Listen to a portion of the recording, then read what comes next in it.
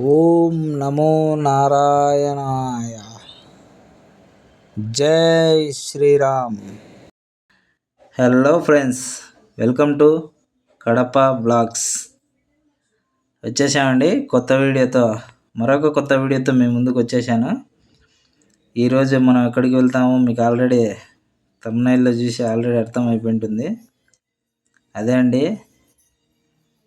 మన దక్షిణ భారతదేశంలో గొప్ప చారిత్రాత్మకమైన రామాలయం ఏదైనా ఉందంటే అది ఇదే. ఆంజనేయుడు లేని ఆలయం, మన పురాతనమైన ఆలయాల్లో ఇది కూడా ఒకటి. అదే అండి, మన ఒంటిమిట్ట కోదండ రామాలయం. ఈరోజు ఈ ఆలయాన్ని అయితే మనం కవర్ చేసేద్దాం. పదండి వెళ్దాం. వెల్కమ్ టు మై ఛానల్ అండి. మన తెలుగు నేలలో, మన కడప జిల్లాలో ఉన్న ఒక పవిత్రమైన చారిత్రకమైన క్షేత్రానికి స్వాగతం. ఇది ఒంటిమిట్ట శ్రీ కోదండ రామాలయం అండి. ఈరోజు మనం ఈ దివ్యక్షేత్రంలోని చరిత్రను, అలాగే దేవాలయ నిర్మాణాలను, అందులో ఉన్న రహస్యాలను, అలాగే స్థల పురాణాలను, శిల్పకళలను మరియు ఇక్కడ జరిగే వైభవమైన ఉత్సవాలను మెల్లిగా, ఆసక్తిగా, భక్తితో కలిపి తెలుసుకుందామండి. ముందుగా ఇక్కడ ఒంటిమిట్ట అనే పేరు ఎలా వచ్చిందో తెలుసుకుందాం. ఒంటిమిట్ట ప్రాంతానికి 3 ఋషులు వచ్చి తపస్సు చేశారని చెప్తుంటారు. వాళ్ళ పేర్లు వందన, గర్వ మరియు శర్మ అనే 3 సహోదరులు అండి. ఒకరోజు ఆ ప్రాంతంలో దుష్టులు శాంతిభంగం చేస్తున్నారని ఈ 3 ఋషులు కలిసి తమ యోగశక్తితో ఒక పెద్ద ఏకశిలా గుట్టను ఇక్కడ సృష్టించారట.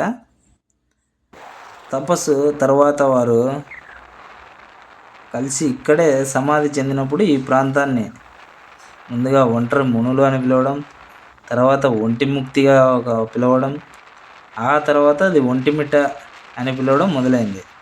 దీంతో ఈ నేల పవిత్ర భూమిగా ప్రసిద్ధి చెందిందండి. ప్రాచీన కథల ప్రకారం అయితే శ్రీరాముడు లంక విజయం తర్వాత అవధికి తిరిగి వస్తూ కడప ప్రాంతం మీదుగా ప్రయాణించాడట. ఇదంతా రాముడు ప్రయాణించిన ప్రదేశమేలండి. ఆ ప్రయాణంలో రాముడు ఒక రాత్రి ఇక్కడే నిలిచాడు. సీతమ్మ, లక్ష్మణులతో కలిసి ఈ ప్రాంతానికి దివ్యత్వం ప్రసాదించాడు. ఆ భక్తి జ్ఞాపకంగా తర్వాతి శతాబ్దాల్లో రాముడిని ఇక్కడ కోదండ రాముడి రూపంలో ప్రతిష్ఠించారట. ఈ కారణంగా ఈ క్షేత్రాన్ని దక్షిణ భారత రామాలయాల్లో అత్యంత పవిత్రమైన స్థలంగా పేర్కొంటారు.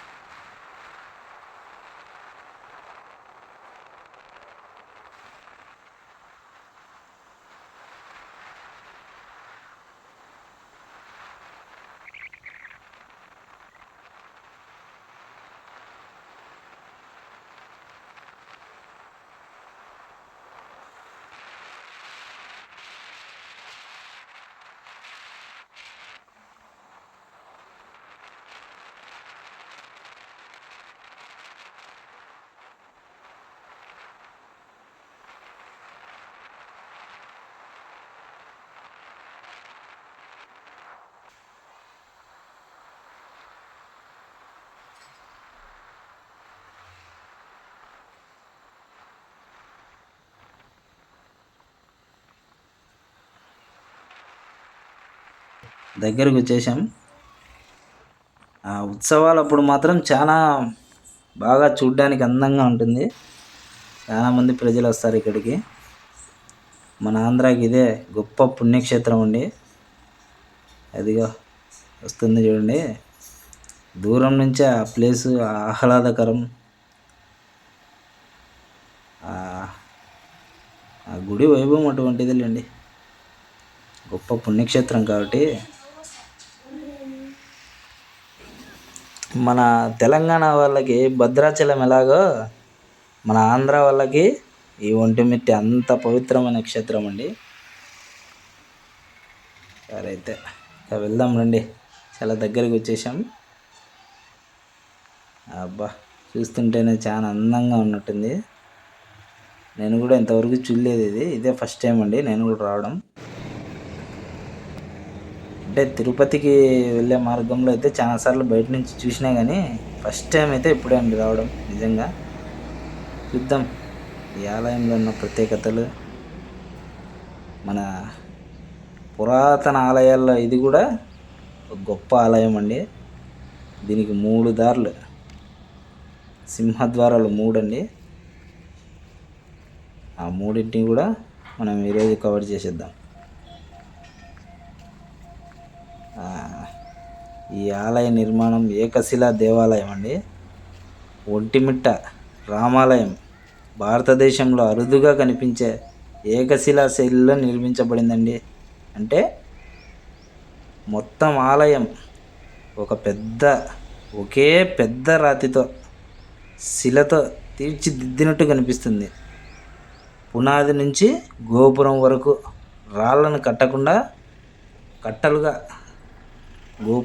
పునాది నుంచి గోపురం వరకు రాళ్ళను కట్టలుగా కాకుండా శిల్ప కళలతో చేర్పించారంట. రాళ్ళు జాయింట్లు దాదాపు ఇక్కడ కనిపించవంట. అది కూడా చూద్దాం. ఇది శిల్పుల ప్రతిభకు నిలువెత్తు నిదర్శనం అండి. నిజంగా ఆ కాలంలో ఇంత గొప్ప కట్టడాలు అసలు ఇప్పుడు ఇంత టెక్నికల్గా మనము ఎన్ని చేస్తున్నా కూడా ఏడో ఒక చాట అయితే జాయింట్లు గీంట్లు అనేవి ఉంటాయి. కానీ ఆ కాలంలో మనకు ఇంత గొప్ప రాతి కట్టడాలు ఇంత నీట్గా ఇంత అద్భుతంగా చేయడం అంటే అది అప్పుడు వాళ్ళకి అది ఎంత సాధ్యం రండి. మన ఇప్పుడున్న ఈ కాలంలో ఇది చేయలేరు. ఇది విజయనగర సామ్రాజ్యం కాలంలో అచ్యుత దేవరాయలు, శ్రీకృష్ణ దేవరాయల కాలం నాటి శిల్పకళలను ఇక్కడ స్పష్టంగా చూడొచ్చండి. దేవాలయ శిల్పకళ ఒక్కో భాగం అద్భుతమే. ఈ వీడియోలో చూపించే ప్రతి భాగం వివరంగా ఇలా చెప్పుకోదగ్గదండి. లక్షల చిన్న చిన్న శిల్పాలు, యుద్ధ దృశ్యాలు, పుష్పాలంకారాలు, ఆ కాలంలో శిల్పుల కళ ఎంత ఉన్నతంగా ఉందో మనం స్పష్టంగా చూడగలం. ప్రతి స్తంభం మీద ఉన్న కోతలు, రంధ్రాలు, శ్రీరామ పట్టాభిషేక శిల్పాలు, రాముడు, సీత, లక్ష్మణుల కథల సన్నివేశాలు ఎంతో అందంగా చెక్కబడినాయండి. చూసారా అసలు ఆ వైపు. ఇక్కడ ఉన్న రాముల విగ్రహాలు అన్యత్ర లేని ప్రత్యేకత కలిగినవి. ఏమిటంటే సీతమ్మ గారి విగ్రహం పక్కకు చూస్తూ నాణ్యతగా చెక్కబడి ఉంటుంది. రాముడు కొంచెం చిరునవ్వుతో ఉన్నట్టుగా కనిపిస్తాడు. లక్ష్మణుడు రాముని వెనకాల అచంచల భక్తితో నిలబడిన రూపంగా మనకు దర్శనమిస్తాడు. ఈ విగ్రహాల ఆకృతి చూసిన భక్తులు ఇక్కడ రాముల రూపంలో మనసు ప్రశాంతంగా మారుస్తుంది అని చెప్తారు. సరే రాతి మీద అక్షరాలు చెక్కడం. నేనైతే ఆల్మోస్ట్ వీడియో తీద్దామని వెళ్ళాను, కానీ ఆ లోపల మటుకు వీడియో తీయలేదండి. అందుకే చేశాను. ఆ భక్తిగా దేవుణ్ణి చూస్తుంటే అసలుకి గుండె పులకరించిపోయిందండి. ఆ భక్తి ఆ లోపల ఆటోమేటిక్గా దేవుణ్ణి చూడగానే అన్నీ మర్చిపోతాము. అంత గొప్పవాడండి రాముడు. ఇక ఇక్కడ జరిగే బ్రహ్మోత్సవాలు, రామ నవరాత్రులు, ఒంటిమిట్టలో జరిగే శ్రీరామ నవరాత్రులు ఎంతో ఘనంగా జరుగుతాయండి. ప్రతి సంవత్సరం వేలాది మంది భక్తులు వస్తారు. అందులో ప్రధాన ఆకర్షణ సీతారాముల కళ్యాణం. ఈ ప్రాంతం మొత్తం ఒకే సందడి, సముద్రం లాంటి జనసంద్రం. సీతారాముల కళ్యాణం, చిరంజీవి కావాలి అంటూ గాలిలో మారుమ్రోగే నాదం. ఈ వేడుకను ప్రత్యక్షంగా చూస్తే మనసులో ఉండే టెన్షన్, ఆ బాధ, అలసట అన్నీ పోతాయండి.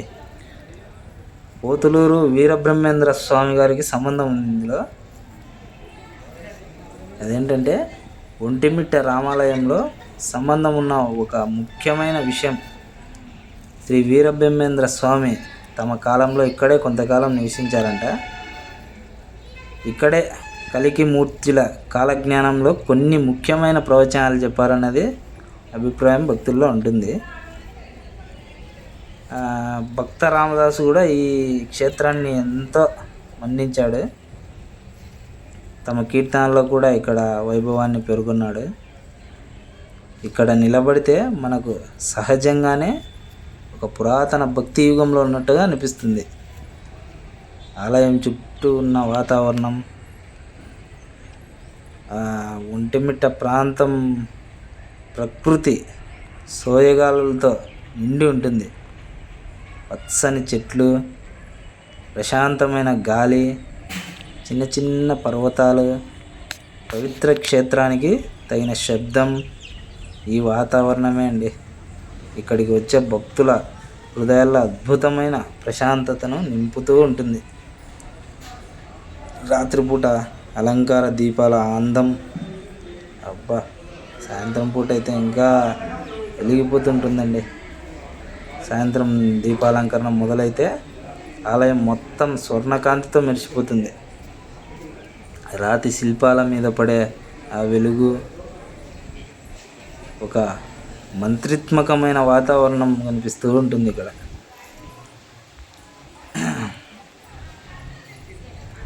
ఈ రామాలయం, ఒంటిమిట్ట రామాలయం ఎందుకు అంత ప్రత్యేకం అంటే చారిత్రకమైన వైభవం, ఏకశిల నిర్మాణం, గోపురాల శిల్పకళ, రాముల దైవిక విగ్రహాలు, రాముని ఆత్మశాంతి నింపే దివ్యప్రభ, నవరాత్రి ఉత్సవాల ఘనత, పోతులూరి స్వామి రామదాసు వంటి మహానుభావుల అనుబంధం, ప్రకృతితో కలిసి ఉండే పవిత్ర వాతావరణం ఇవన్నీ కలిసి రాముణ్ణి, ఒంటిమిట్ట రామాలయాన్ని రాయలసీమలోని అతి పెద్ద అయోధ్య అనే పేరు తెచ్చాయి.